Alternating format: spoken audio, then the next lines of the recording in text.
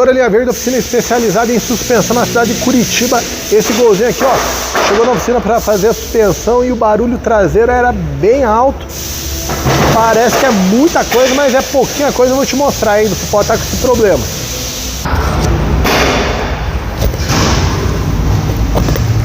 Ó, dá uma olhada no barulho que faz essa bater de coifa solto aqui, ó.